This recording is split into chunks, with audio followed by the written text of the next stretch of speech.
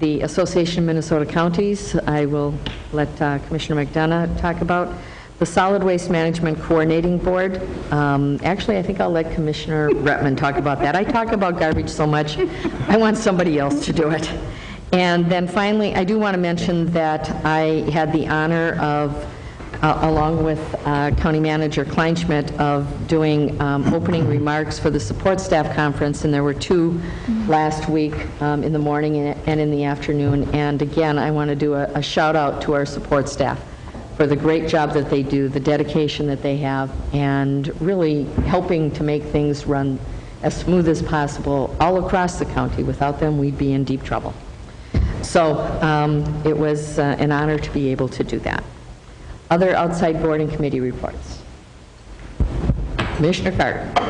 A few things. You know that the National Children's Study, which is doing a longitudinal study of children and health and outcomes over a long period of time, has been focusing on bringing their work in this area on board, and that will be coming on board the end of this year, early next year. I attended a session that they had recently. They are doing education sessions as a part of bringing themselves into the community. And I attended a session at Wilder. I didn't get there very early. It was on multicultural storytelling, you know, as a part of working with children. And so I do have a copy of the video, the CD, the DVD that I brought back with me. Well, I tell you, we have to change our language. It's not just fine. That I brought back with me if anyone is interested in seeing that. I also was able to attend, along with Commissioner Rettman and Commissioner Reinhardt, the dedication of a peace pole last week. I believe that was after our board meeting last week, which is at the Midway recovery site, not recovery site, the Midway yard waste site. And that was Representative Nora Slawick and her Girl Scout troop that had gotten in touch, I believe, with Commissioner Reinhardt about doing a project, and it was suggested that our public health department would be able to help with that, and they ended up finding a way of working to get a peace pole dedicated at that site. And it really was a wonderful event, the service that is being done by these young women, and I might add also the support that they received from Ramsey County departments, including Public Health and Parks and Recreation, and also from the University of Minnesota Extension Department and the Master Gardeners. It was quite wonderful to have that done in our yard waste site. And finally, I was able to attend the National Governors Association Conference this week, a reception at our Capitol, and was also a part of a panel on Juvenile Detention Alternatives Initiative, which has gained the attention of the governors and legislators and staffs nationwide. And that was done at our juvenile detention facility. Those that were in attendance at the conference from throughout the United States were able to tour the facility and learn about our Juvenile Detention Alternatives Initiative as a reform effort. It was a very, very good representation by all of our staff. Commissioner Parker. You know, I didn't bring my calendar with me. Last week was so busy, and now I try to think about it. And do you want to sit and ruminate a little bit? No, I have ruminated a little. I can think of a couple things, but I know that there are some things that I am forgetting. The Ramsey County League of Local Governments had a meeting that was about sharing services, and you know, what I shared with them is what we all know is that basically everything we do in collaboration with others, whether it's nonprofit organizations, other governments, and it's something that really has become just an assumption about, you know, everything we do. We take a look at whether it would be more efficient if we would share it with someone else. There was a lot of discussion about, how you go about doing some government services with others, and so that was the topic last week. I was invited to be the speaker at a New Brighton League of Women Voters meeting last week about the library, and as you can imagine, there is a lot of excitement and interest in wanting to know, what's happening there. Sue Geertz was also with me from the Friends and started talking to them about helping to raise money for it as well. So I know it's premature, but they're starting to think in that direction. And with that, I'll stop.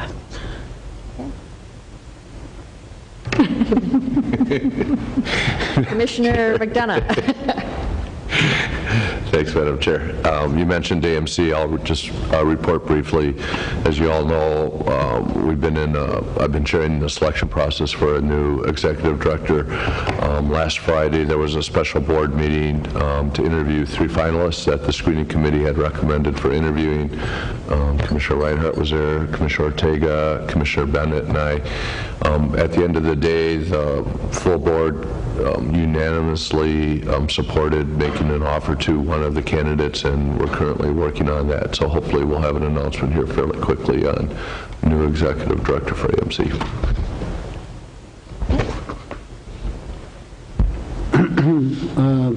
Well, let me begin with the Phelan Mung Magnet School. I spoke to the entire school, actually, in the auditorium, well over 400 kids. Talk about what effort meant in my life, because that school has increased their math scores 11% and reading 7% over last year. So they asked me to come and speak to the class, and I was amazed at the discipline of these children. I've had adult audiences that can't be that well behaved. And then on Friday, thank you to actually Jim's staff who do the courtrooms tours, Nancy and Joanne. I had 30 students from St. Matt's, 3rd graders, come in, and they sat in our chairs, and we had Janice joined us for a little bit. Had about I was there for 45 minutes. So I want to let you know that they're eyeing our jobs. I mean, they all sat around the table and they said, "We like this." Good.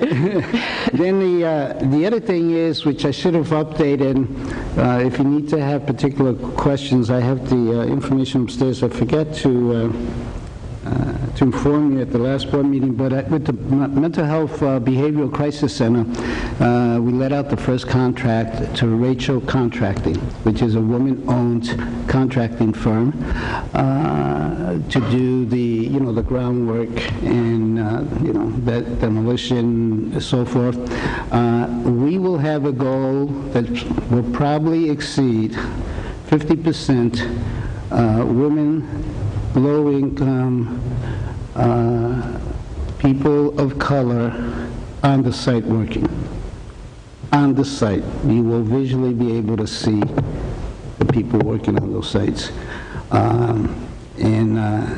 So we, very impressive firm, very confident that they will meet those objectives, if not surpass them. They're really gung-ho about it. Thank you. And Commissioner Rettman. Well, I'm going to talk trash first. I think that one of the things that, even though Victoria frequently shares a lot of what goes on at the Solid Waste Management Coordinating Board, I think the reality is that so many things have changed with the Pollution Control Agency, with some of the rules, some of the lack of rules, some of the lack of specificity, that there could have been a decision very easily to just disband the Solid Waste Management Coordinating Board and stop some of that collaboration. Because in theory, about half of the money is sort of like, now we can compete with each other to do it, or we can maybe apply for it, or maybe not. We can meet the criteria if they change their criteria or not. And I'm not trying to be flippant on this. It's literally, this is my perception, is that literally things are so in flux that it in the spirit of good government of what had been working well, it is now saying, well, now you've got to compete against each other, and we're not even sure, you only are going to get this amount, but we're not even sure for how long, you know. So the board, and you all know that Victoria is the chair right now, or Commissioner Reinhardt is the chair, the executive board had really streamlined down the budget to bare bones to keep the organization together. And that until further notice, the board's going to stay together, but we need to stay together. And from Peter McLaughlin to Dakota County to everybody, we're saying we still need to be in this together, because even though they talk about these regional pods and these little, what are they? Centroids and all of these. You know, there's these, you know, it's all of this, you know, stuff that when it boils right down to it, it didn't do a thing except cause a lot of angst, consternation, and is basically tabling some of the work from stewardship to whatever that we've been working on together. It's tabling some of that for at least the near future. And that's a hard pill to swallow, but it's like just hopeful by the end of the year, some things will start becoming self-evident, and we will get back on track with some abilities, because I don't see anyone backing out of the group, you know. And if you disagree with anything that I'm saying, it's just, but it is serious that the dollars that historically have come to the counties will not be coming, not all of it. And that's for sure. And so then we have to make a decision as a board if we go for some of it, but without the rules being formalized, we're asked to respond to rules that they don't give you a copy of. So you're supposed to sort of respond on things and yet not and then apply at the same time. So I know I sound pretty negative on this. I don't think it's the end, but I think it will need some legislative action come next year, at least to get some of the rules of what can counties really do. If you're going to give us the authority, then you also have to give us the authority. You cannot say, we want you to do this, but we hold the authority and you don't have the authority to enforce it. It's totally benign. So, Commissioner McDonough has a question. Yeah, thank you, Madam Chair. And I'm not as deep as you two on this, but my understanding a lot of this is administrative change, not so much driven by legislative. It's kind of a legacy piece here for PCA. I mean, is there an assessment about, you know, if there'll certainly be a new administration of some sort next year.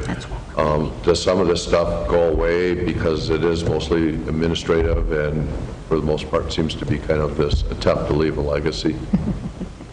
but a lot of this, and again, Victoria, if you jump in, is a lot of it goes into effect before anyone's out the door. Yeah. So that's why we're in sort of like this mode of slenderizing to the basics that we can keep being done, but not go away from computers that we talked about the other day, to stewardship, to paint, to all of these things, is those we may be forced to take a different role in them without legislation.